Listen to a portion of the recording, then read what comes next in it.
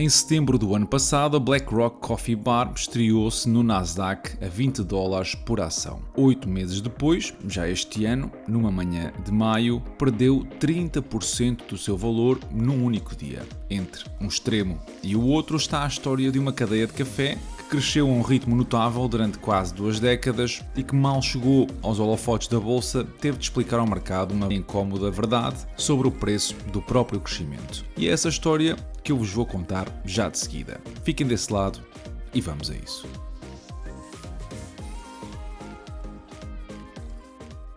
A empresa de hoje é curiosamente uma das filhas da grande crise financeira de 2008. Fundada por Daniel Brand e Jeff Hernandez, a primeira loja tinha apenas 15 metros quadrados e funcionava exclusivamente em regime de drive-thru. Um conceito que à data era mais associado a fast food do que propriamente a café de especialidade. Esta escolha inicial depois acabou por se tornar a espinha dorsal de todo o negócio. Ora, 2 décadas depois, esta empresa apresenta-se como a maior cadeia de café totalmente detida pela própria empresa, sem qualquer franchising, nos Estados Unidos, com mais de 180 lojas espalhadas por 7 estados no final do ano passado. O crescimento foi discreto durante a maior parte da sua existência, financiado sobretudo por capital privado e dívida bancária, até que a empresa decidiu depois abrir-se ao mercado público. Em setembro do ano passado, a empresa vendeu quase 17 milhões de ações da classe A a $20 cada uma e gerou cerca de 300 milhões de dólares depois de descontados os custos desse IPO. Este dinheiro serviu sobretudo para recomprar participações a antigos acionistas e para reforçar o balanço, mais do que para financiar novas lojas. A liderança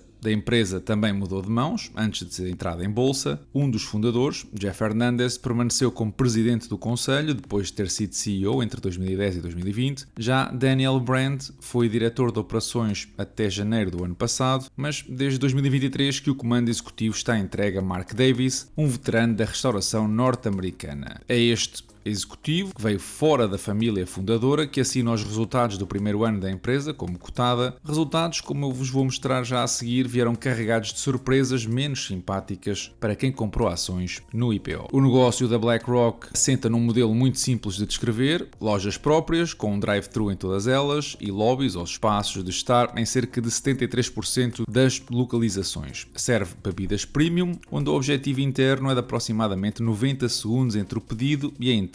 Ao contrário de boa parte da concorrência no setor da restauração rápida, esta empresa não recorre ao franchising, é dona e opera cada uma das 181 lojas, o que dá algum controle sobre a experiência do cliente, mas também depois expõe integralmente a necessidade de capital para abrir novos espaços. E a oferta do produto da empresa divide-se em 3 pilares diferentes. O primeiro é o café tradicional, lattes americanos, cappuccinos e criações de assinatura, como o Caramel Blondie ou o Mexican Mocha, feito a partir de grãos arábica importados do Brasil, da Etiópia ou da Uganda, torrados em pequenos lotes, em 2 fábricas próprias da empresa, no Arizona e em Vancouver, e entregues às lojas semanalmente para garantir aqui a frescura do produto. O segundo pilar é a linha All Day Breakfast, com burritos, sandes e produtos de pastelaria, pensada para aumentar o valor médio do talão. E o terceiro, e se calhar mais distintivo, é o Fuel, uma bebida energética proprietária, em versões geladas e frozen, que já não são um produto acessório. Representou cerca de 24% da receita no ano passado, uma fatia notável para uma linha de produto desenvolvida internamente e que compete quer com outras cadeias de café, quer com fabricantes de bebidas energéticas fora do setor. O quarto motor, ainda em fase inicial, mas que já apresenta algum crescimento, é o programa de fidelização Bolt, lançado em junho de 2024, onde em pouco mais de 1 ano e meio as transações de clientes representavam cerca de 63% das vendas totais, com o canal digital a pesar cerca de 16% da receita. É um ecossistema que gera dados de comportamento de consumo e permite marketing mais dirigido, algo que pode ser uma vantagem estrutural face a concorrentes menos digitalizados. Do lado dos custos, a estrutura de uma nova loja custa em média cerca de $860 mil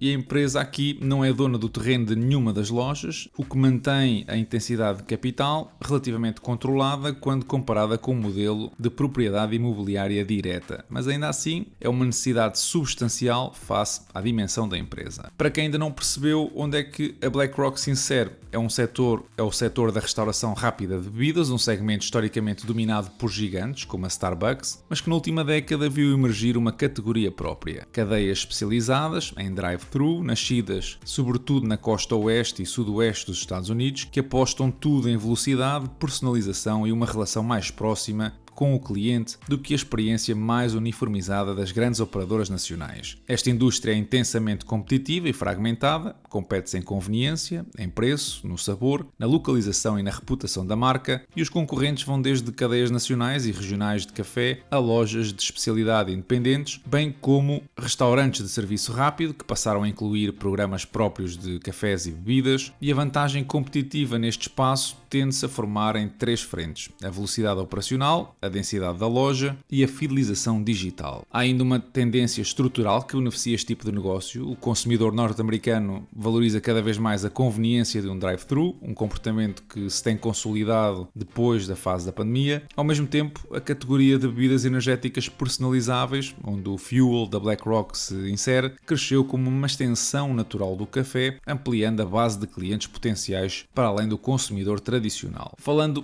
precisamente da concorrência, é inevitável comparar esta empresa com a Starbucks e com a Dutch Bros. E eu acho que vale a pena mostrar os 3 nomes lado a lado para vocês perceberem um pouco a dimensão da BlackRock face às outras. A Dutch Bros é o concorrente mais próximo em termos de conceito, tem um drive-thru, cultura jovem, um forte ênfase na experiência do barista, opera a uma escala mais de 6 vezes superior em número de lojas e gera quase 65% mais receita por loja em termos de volume médio anual. Isto não significa necessariamente que a BlackRock opere pior, a empresa tem uma base de lojas mais jovem, concentrada em menos mercados e apresentou nos últimos anos taxas de crescimento de vendas comparáveis superiores às da própria Dutch Bros em alguns períodos. Mas a diferença de escala serve para nos lembrar de que a BlackRock está ainda numa fase muito inicial da curva de maturidade do que um concorrente mais parecido. Já a Starbucks representa precisamente o outro extremo, é uma marca global, omnipresente, com décadas de reconhecimento e uma base de lojas muitas vezes mais lenta a crescer, mas extraordinariamente mais diversificada em formatos. E é precisamente sobre essa exposição geográfica que eu vos vou falar agora. Todas as 181 lojas desta empresa estão concentradas no oeste dos Estados Unidos e no Texas, numa faixa que vai do Pacífico Noroeste, onde ela nasceu, até ao Sudoeste, passando por estados como o Arizona e Washington. Não existe, por enquanto, qualquer presença fora dos Estados Unidos, nem sequer fora desta região, e esta concentração depois gera aqui uma dualidade na análise. Por um lado, permite à empresa beneficiar de uma densidade operacional, porque as 2 fábricas de torrefação conseguem abastecer toda a rede em poucos dias, mantendo os custos logísticos controlados. Por outro lado, torna o negócio inteiro refém das condições económicas, demográficas, climáticas e regulatórias de apenas uma única região dos Estados Unidos. O plano de expansão, pelo menos para 2026, mantém-se dentro desta mesma área geográfica, não há aqui novidades. A empresa abriu lojas recentemente em mercados como Austin e Georgetown, no Texas, e em Parker, no Colorado. Sinais de densificação dentro dos mercados que já conhece, mais do que propriamente diversificação para novos territórios. Assim que o padrão de crescimento da BlackRock é mais um crescimento em profundidade dentro de uma região do que uma amplitude geográfica. Mas vamos a contas, porque é aqui que a história ganha nuances que um investidor como tu precisa de conhecer com cuidado, porque olhar para os números fora de contexto costuma trazer grandes dissabores. A receita total cresceu 25% no ano passado para 200 milhões, impulsionada por 32 novas lojas líquidas e por um crescimento de vendas comparáveis de 10%, uma aceleração face a 2024. A rentabilidade ao nível de loja também melhorou ligeiramente, de 28% para 29%, sinal de que as lojas individualmente, isoladas do peso da estrutura corporativa, estão a operar de uma forma mais eficiente. No entanto, a empresa nestes anos ainda não consegue ser rentável. O contraste entre a melhoria da rentabilidade ao nível de loja e a deterioração do resultado operacional explica-se por um fator que não é recorrente. Foram quase 11 milhões de dólares em despesas ligadas diretamente ao IPO, que inflacionaram os custos gerais e administrativos em 64% face a 2024. Sem este efeito pontual, a trajetória operacional seria, é verdade, mais favorável do que os números sugerem, mas há um segundo ponto talvez ainda mais importante. Devido à estrutura societária, um APC, que foi adotada na oferta pública, pública, a BlackRock é uma holding que detém apenas 65% da operadora, com os restantes 35% nas mãos dos chamados Continuity Equity Owners, através de ações de uma classe B. A esmagadora maioria desse prejuízo consolidado, $16 milhões, corresponde a resultados do período anterior à própria cotação em bolsa, atribuídos à entidade antecessora e não aos acionistas da classe A. O que sobra depois de todas estas reafetações é um prejuízo atribuível à empresa, à entidade cotada, de apenas $60 mil, ou seja, o prejuízo de 16 milhões que chama a atenção nos gráficos é, na prática, quase todo ele um prejuízo pré-IPO que não tem correspondência direta no valor por ação que um investidor na classe A hoje detém. Do lado do balanço, a oferta pública trouxe uma transformação real e positiva. A dívida de longo prazo caiu de 90 milhões para apenas 27, depois da empresa ter liquidado a antiga linha de crédito e contratado uma nova com o JP Morgan Chase. Com 28 milhões de dólares em caixa, a posição de dívida líquida da empresa está hoje próxima de zero, uma situação financeira consideravelmente mais confortável do que a empresa tinha há cerca de um ano atrás, e esta robustez de balanço não deve ofuscar aqui duas obrigações estruturais de peso. A primeira são os compromissos de arrendamento operacional das lojas, que somam cerca de 195 milhões de dólares em pagamentos futuros até 2031, o que serve para nos lembrar que, apesar da dívida ter sido reduzida, o modelo de negócio continua a carregar um compromisso fixo de longo prazo, considerável, próprio de qualquer cadeia com presença física intensiva. E o segundo é o chamado Tax Receivable Agreement, um mecanismo comum neste tipo de estruturas acionistas que obriga a empresa a pagar aos antigos donos 85% das poupanças fiscais futuras geradas pela reorganização societária da oferta pública. A BlackRock já reconhece 39 milhões de dólares no passivo relacionado com este compromisso, mas também ainda não sabemos muito bem quanto é que serão os pagamentos futuros, apenas que serão substanciais. Por fim, falar nos fluxos de caixa. A geração de caixa caiu de 13 milhões para 2,2 milhões em 2025, penalizada sobretudo pelo pagamento das tais despesas ligadas ao IPO durante o ano. Cruzando isto com o investimento de capital fixo ou CAPEX de 35 milhões, que é reflexo direto do ritmo de abertura de novas lojas, os fluxos de caixa livre da BlackRock são obviamente negativos. E esta negatividade é um padrão que já se repetiu em 2024 e em 2023. Este é, no fundo, o retrato clássico de uma cadeia em fase de expansão muito agressiva. A rentabilidade da loja madura é sólida, mas o ritmo de investimento em novas lojas consome mais caixa do que aquele que o negócio já instalado consegue gerar. E é precisamente sobre estas lojas, que ainda são menos de 200, que vou dedicar a próxima secção. A empresa está a expandir as mesmas a um ritmo de cerca de 20% ao ano, com uma ambição declarada de chegar a 1000 lojas até 2035. Para este ano, deve abrir cerca de 36 novas lojas, o que, na prática, mantém esse ritmo de crescimento. E aqui a empresa diz que tem 4 catalisadores. O primeiro é a expansão geográfica nos mercados existentes. Segundo, a inovação contínua do menu, com o destaque para o crescimento da tal linha Fuel que eu já falei. O terceiro é a maturação do programa de fidelização e dos canais digitais.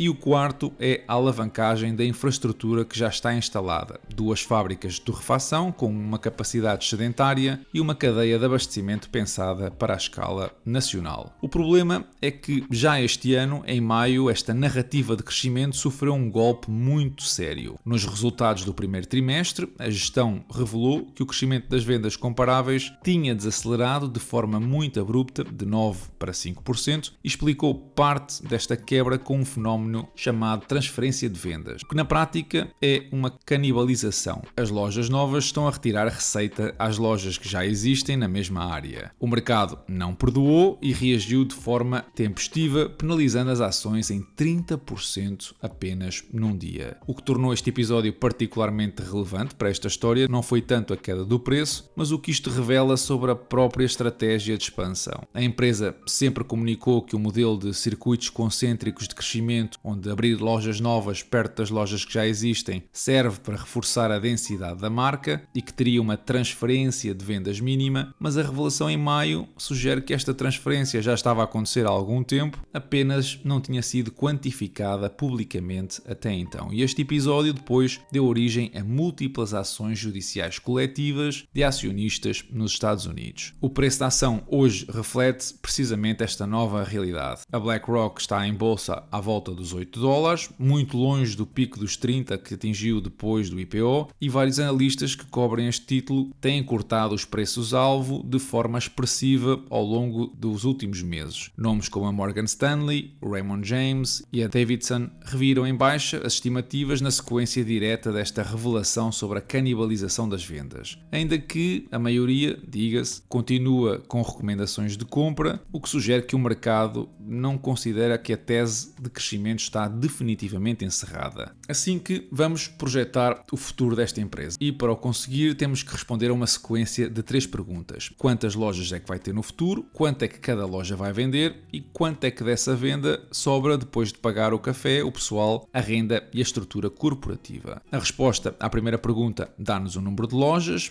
a resposta à segunda, cruzada com a primeira, dá-nos a receita e a resposta à terceira dá a margem de loja que depois de descontados os custos estruturais nos dá o EBITDA. E para tornar os números tangíveis, eu vou fazer aqui um exercício de projeção a 3 anos, com vários cenários, cada um com pressupostos muito próprios para o ritmo de abertura de novas lojas e para o crescimento de vendas comparáveis. O cenário base assume que a desaceleração revelada neste trimestre se vai manter como um novo patamar normal, com a empresa a abrandar ligeiramente o ritmo de expansão para gerir a canibalização. O cenário otimista assume que este problema é temporário e que a empresa recupera crescimento nas vendas comparáveis sem necessitar de travar a expansão. E o cenário pessimista assume que a canibalização se acentua e que a pressão de custos comprime a margem das lojas, obrigando a empresa a travar a expansão para proteger a rentabilidade por unidade. Aplicando estes pressupostos ano a ano, a partir da base real do ano passado, e simplificando aqui o efeito de maturação das novas lojas, que só atinge um volume pleno ao final de 18 meses. O resultado são quase 300 lojas em 2028, cerca de 318 milhões de dólares de receita, com um EBITDA de 45 milhões e uma margem à volta dos 14%. Ainda assim, a conclusão mais instrutiva deste exercício é talvez a mais incómoda. Em nenhum destes 3 cenários os fluxos de caixa livres vão ser positivos já em 2028. Mesmo no cenário otimista, o investimento necessário para continuar a abrir lojas a bom ritmo consome mais caixa do que aquele que a base madura consegue gerar. Além disso, no cenário mais pessimista, o EBITDA praticamente estagna nos mesmos 26, 27 milhões de dólares que consegue ao dia de hoje, apesar da receita continuar a crescer porque a erosão da margem anula o efeito de novas lojas. Novamente, um lembrete de que crescer mais devagar não é por si só uma garantia de menos risco se vier acompanhado de pior rentabilidade por loja. Para